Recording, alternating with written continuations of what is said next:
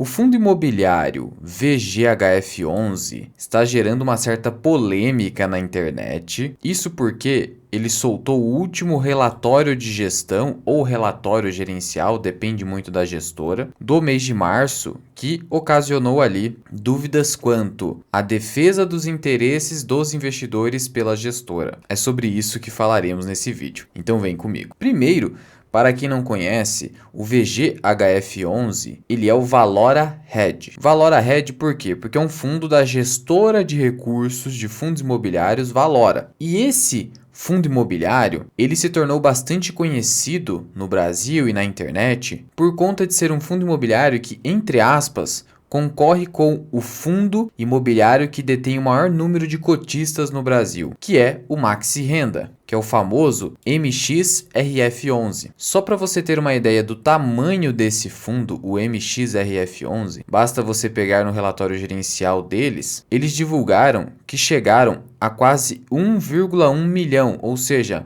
1.100.000 pessoas, 100 mil cotistas investem nesse fundo. É um número super expressivo, porquanto só de CPFs cadastrados na Bolsa de Valores, nós temos pouco mais de 5 milhões.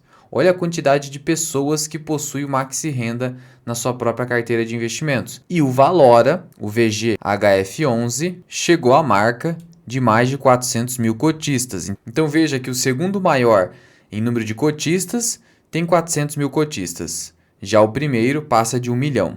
Ainda assim é o segundo maior, por isso detém toda essa relevância. E é importante ressaltar aqui para vocês, só a título de curiosidade, que o fato de um fundo imobiliário ser o maior em número de cotistas, como o Maxi Renda, não significa que ele é o fundo com o maior número de recursos dentro dele, porque recursos você mede pelo patrimônio líquido, e também não é o fundo com maior liquidez no mercado. Veja a liquidez média diária do Maxi Renda, 9,36 milhões de reais. O Valora Hedge, 5 milhões, possuem boa liquidez, afinal de contas, existe um número grande de investidores por trás, sendo que o fundo imobiliário hoje, com a maior liquidez de todas e com o maior volume de patrimônio líquido, seria o Canip 11, que é da gestora Quineia. Liquidez média diária fica bem próxima de 10 milhões de reais, só que não é o que detém o maior número de cotistas. Só uma distinção aqui para que você saiba ali ter um senso mais crítico ao analisar o mercado financeiro aqui focado em fundos imobiliários. Mas você poderia se perguntar por que o Canip 11 ele não é aquele que detém o maior número de cotistas? Isso porque não necessariamente você ter o maior número de cotistas vai te proporcionar o maior número de dinheiro. Veja, saiba separar quantidade de qualidade. Esse é um fundo exclusivo de investidores qualificados.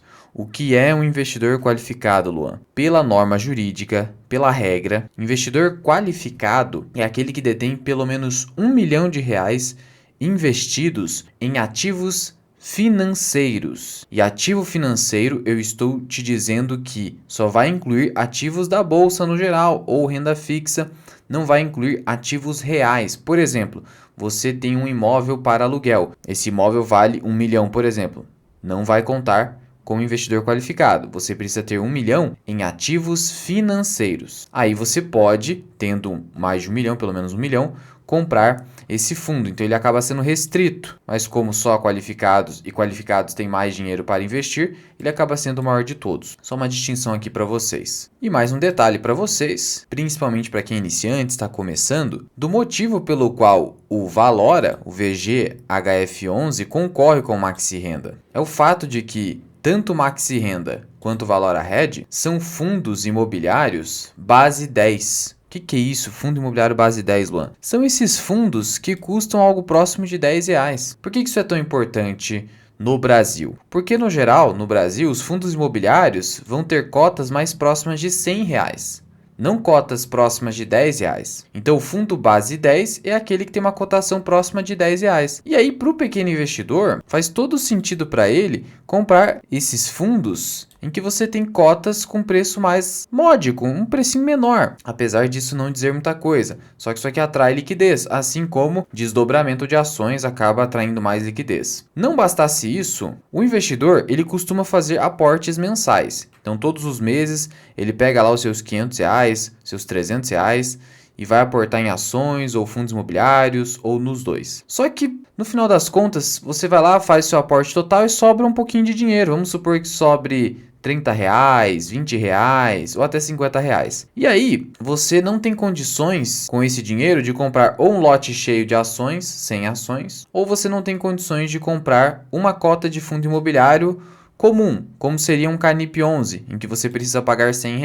E aí então você vai colocar esse dinheiro aonde? E você não quer colocar na renda fixa naquele momento. Você vai comprar esses fundos imobiliários base 10, que no geral são fundos de papel. Por que de papel? Porque são fundos imobiliários que por trás deles, no patrimônio deles, não tem imóvel físico. Não preponderantemente, pode até ter alguma participação ou outra, mas o foco desse fundo é comprar dívida, é comprar papel, por isso dívida igual a papel. E são dívidas do setor imobiliário, por isso fundo imobiliário. E essas dívidas do setor imobiliário se concentram nos certificados de recebíveis do setor imobiliário, CRI ou CRI. Então, na maior parte desses fundos, você vai ter um volume gigantesco de CRI. E aí, tem outro detalhe também, para você ir aqui se habituando no mercado financeiro, você que quer se aprofundar aqui em fundos imobiliários. E esse detalhe é a evolução do interesse dos investidores brasileiros em fundos de papel. E esse gráfico demonstra muito bem isso. Vou explicar o que significa esse gráfico. Esse gráfico, ele está medindo a composição, ou seja, cada pedacinho aqui é um pedacinho do total do IFIX. Então aqui é a composição do IFIX, que é o principal índice dos fundos imobiliários aqui no Brasil. Tal como a gente fala do Ibovespa, a gente tem o IFIX para os fundos imobiliários. E obviamente, esse IFIX vai ter uma composição. E olha só como foi a evolução histórica da composição do IFIX até o ano de 2022. E essa tendência continua mesmo hoje em dia, nos anos de 2023 e 2024. Mas olha só o que aconteceu. Em 2010, o IFIX ele era majoritariamente composto, por isso 52%, por fundos imobiliários do segmento corporativo, ou seja, basicamente escritórios, as chamadas lajes corporativas, os grandes escritórios da Faria Lima, por exemplo. E nos anos seguintes, foi caindo a representatividade das lajes no IFIX, para dar lugar a quê? Sendo que esse outro item aqui também teve queda expressiva ao longo do tempo. E esse item é o quê? Shopping. Então você começa a perceber o seguinte: tanto laje corporativa quanto shopping teve um decréscimo considerável no IFIX ao longo do tempo. Já o segmento logístico, esse verdinho, cresceu bem. Chegou a 18% no momento atual. Então, o segmento logístico cresceu, mas o grande crescimento foi esse azulzinho aqui mais escuro, que é o CRI.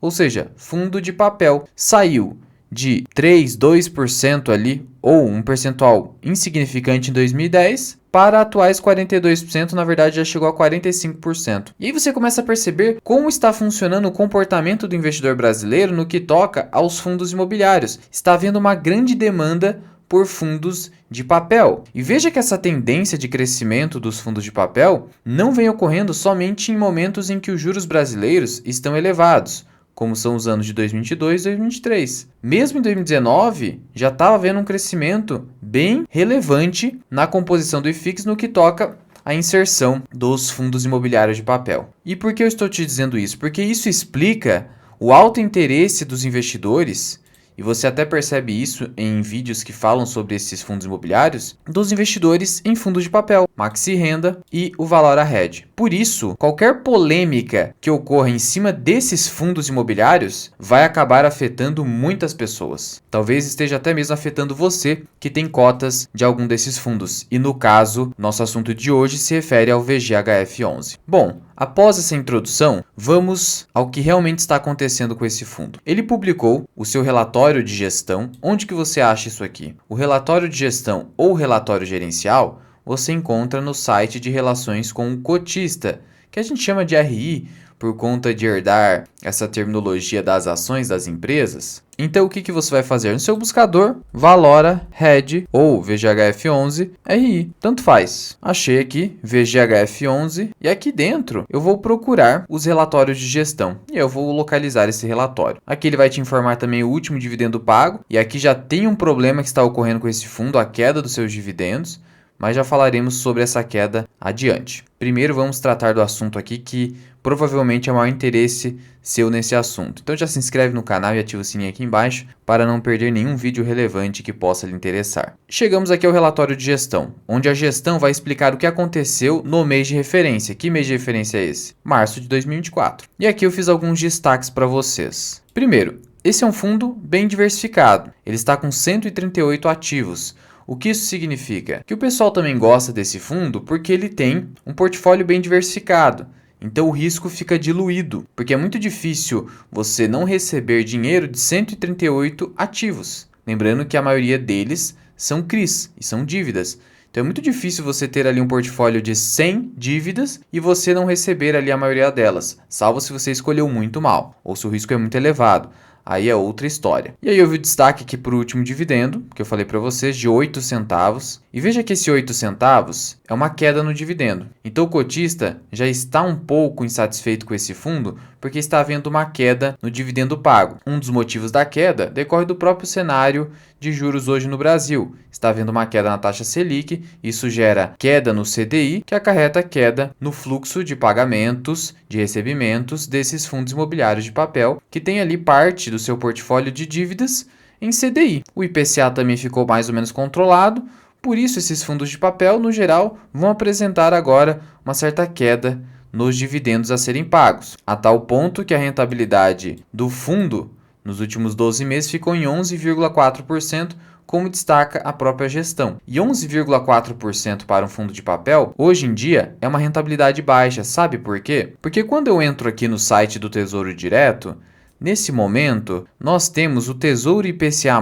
2029 oferecendo uma taxa de rentabilidade anual de IPCA, inflação oficial, mais 6,06% ao ano. Isso quer dizer que, na prática, hoje comprando um título público federal, que é considerado o investimento com o menor risco de um determinado país, e aqui seria o nosso país, você vai levar aí algo próximo de 11%, se o IPCA dá uma disparada, até 12% ao ano. Então note que, correndo risco, entre aspas, zero do governo federal, você já tem uma remuneração mais ou menos de 11%. Enquanto que, correndo um certo risco da renda variável, com o valor a hedge, você vai receber 11,4%. Então isso já deixou o mercado um pouco desanimado. Mas isso aqui faz parte do jogo, queda nos dividendos de vez em quando. Não é esse o grande ponto aqui. E a explicação deles, a respeito da redução dos dividendos em março, se deu devido à maior dificuldade ao longo do mês do fundo obter ganho de capital na venda de algumas posições de fundos imobiliários. Então esse fundo ele também tem fundos imobiliários na sua composição, não apenas CRIs. É um portfólio diversificado ali, 138 ativos. E aí tem alguns fundos imobiliários ali dentro. E aí o fundo tenta fazer ganho de capital com esses fundos. Então, comprar barato e vender caro, basicamente isso. E nessa estratégia, gerando ganho de capital, isso se reverte em dividendos maiores para o cotista. Só que aí, o que a gestão está dizendo para nós? Que olha, a gente não conseguiu oportunidades de vendas com ganho de capital nesse mês de março. Por isso, o dividendo acabou sendo menor. E ainda citaram que a participação total da carteira de CRIs está um pouco abaixo do desejado. Eles querem aumentar a participação em CRIs, porque geralmente quando você pega bastante CRI, você tem um fluxo de pagamentos maior. Você está recebendo ali dinheiro de dívida. Ganho de capital é mais difícil de acertar, ainda mais com fundo imobiliário, que não tem grandes oscilações, você sabe disso. Fundo imobiliário, a grande, entre aspas, vantagem dele em relação às ações seria o menor risco de mercado, que é a volatilidade. E aqui começa o ponto-chave, onde o fundo informa algumas movimentações, alterações que fizeram. E aqui a carteira de CRIs. Foram adquiridos um total de 90 milhões e vendidos 55 milhões de reais em CRIs. Veja que é um fundo que faz muito giro. A gestão é bem ativa, a tal ponto de ter, obviamente, uma taxa de performance aqui e ter uma taxa de administração de 0,9% ao ano. Não é uma taxa muito baixa.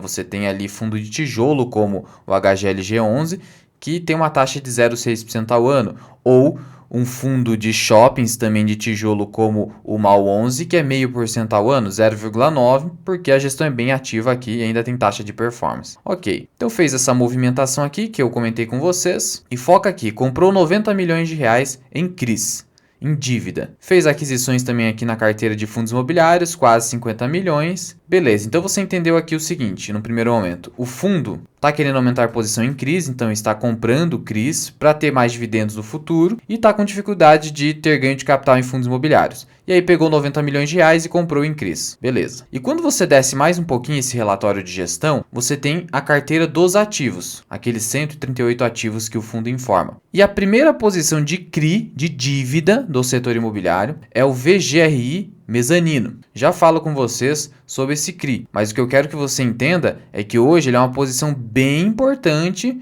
nesse portfólio bem diversificado de CRIs, porque representa 4,79% do patrimônio líquido do fundo. Então, tudo que tem de dinheiro no fundo, quase 5%, está concentrado aqui nesse VGRI mezanino. Valor 73 milhões de reais. É o que está aqui. E aí, quando você puxa mais um pouquinho aqui para baixo, você tem outro ativo bem relevante, que é o Valora Renda Imobiliária Fundo Imobiliário, VGRI11. VGRI11, 4% do fundo. Então, só essa participação mais aquela outra já dá algo próximo de 9% do patrimônio líquido do fundo. 61 milhões de reais aqui e mais de 70 milhões de reais no outro ativo, que é um CRI, como eu falei para vocês. E aqui a gente encerra o ponto-chave. Movimentações de março de 2024. Aqui, onde eu destaquei para vocês, foram as compras realizadas pelo fundo. Lembra que o fundo falou que gastou 90 milhões em CRI? Tá aqui, ó. 70 milhões desses 90 foram todos nesse VGRI mezanino. E veja que o fundo hoje tem algo próximo de 70 milhões nesse CRI. Então quer dizer o quê? O fundo não tinha praticamente nada desse CRI. O fundo inseriu um CRI novo, colocou 70 milhões e esse CRI é de quem? Olha o V ali na frente do ticker. É da própria Valora. Olha só que maluquice. A Valora comprou um CRI da Valora. Já começa a soar estranho por aí. E aqui embaixo em fundo imobiliário, comprou todos os 61 milhões em VGR11. Ou seja, as maiores posições hoje do VGHF11, que é a Valora Red, em CRI e fundo imobiliário, são ativos da própria gestora. O que isso quer dizer na prática? Isso quer dizer que a Valora está pegando o dinheiro dos cotistas do fundo Valora Red, que é o VGHF11, pegando a maior parte desse dinheiro e comprando ativos da própria gestora. Na prática, quem se beneficia disso? A gestora. Por quê? Primeiro, porque quando eu compro, por exemplo, um fundo imobiliário que é da própria gestora, na prática, a gestora vai receber taxa de administração 2 vezes. Primeiro, a taxa de administração de 0,9% ao ano que nós vimos do VGHF11 e segundo, a taxa de administração desse VGRI11, porque você, como cotista do Valora Red, acaba se tornando o cotista indireto desse VGRI11 e aí você paga uma nova taxa de administração. Sendo que esse VGRI11 não tem liquidez nenhuma, é fundo de IPO, olha só que loucura. Então quer dizer, o Valora Red está dizendo pra gente, olha, a gente não tem oportunidade nenhuma, tá difícil de achar coisa boa, mas aí pega o dinheiro e coloca em fundo da própria gestora de IPO, isso é muito esquisito. É um conflito de interesses muito claro, em que a gestora não está interessada no interesse dos cotistas, claramente aqui. Só está interessada em gerar mais taxas comprando ativos da própria gestora, com recursos que não são seus. Vale lembrar que o fundo imobiliário, o dinheiro não é da gestora. O dinheiro pertence a todos os cotistas na sua exata proporção de participação. Mas aqui, a Valora está tratando a gestão do fundo como se ela fosse dona do patrimônio do fundo, porque ela está realizando atos de gestão, na minha visão, com abuso de poder. Por quê? Os cotistas não foram consultados a respeito desse movimento. Não precisava nem de uma assembleia, fizesse uma consulta informal para colher dados dos seus cotistas. Será que esses cotistas iriam concordar com essa movimentação de compra de ativos da própria gestora, fazendo com que eles se tornassem as maiores posições no portfólio do fundo? Olha, eu duvido que os cotistas iriam concordar em sua maioria. Se você pensa da mesma forma, ou de forma diversa também, já deixa aqui nos comentários para contribuir aqui na comunidade. Não bastasse isso, vamos lembrar que um CRI é uma dívida, então ela precisa ser paga. É isso que se espera. A extinção natural de uma obrigação, de uma dívida, é o seu pagamento. Ok, mas vamos supor que haja o não pagamento, o inadimplemento, que é o que pode acontecer. Mesmo que seja um CRI de baixo risco, pode acontecer o inadimplemento. Então, contando com essa hipótese, mesmo que haja aqui algumas garantias como alienação fiduciária dos imóveis corporativos que estão aqui dentro do CRI, dados em garantia, mesmo que tenha garantia, em havendo inadimplemento eu preciso executar a garantia. Ok, mas o CRI agora está dentro do VGHF. Então é o VGHF 11, esse fundo aqui, base 10, que vai precisar cobrar o inadimplemento desse CRI aqui. Só que esse CRI aqui é de quem? Da Valora. Então, a pergunta que fica é, como que na prática vai haver uma execução de um CRI que pertence à Valora por um fundo que é gerido pela Valora? Olha só a maluquice. Então, a mensagem que passa para a gente é o seguinte, que a Valora é uma gestora muito, mas muito pró-gestão, taxas, proteção da gestora e tudo mais, não agindo em prol do cotista, vindo com uma mensagem ali de que não tem oportunidade, que está difícil, por isso que os dividendos estão caindo. Por outro lado,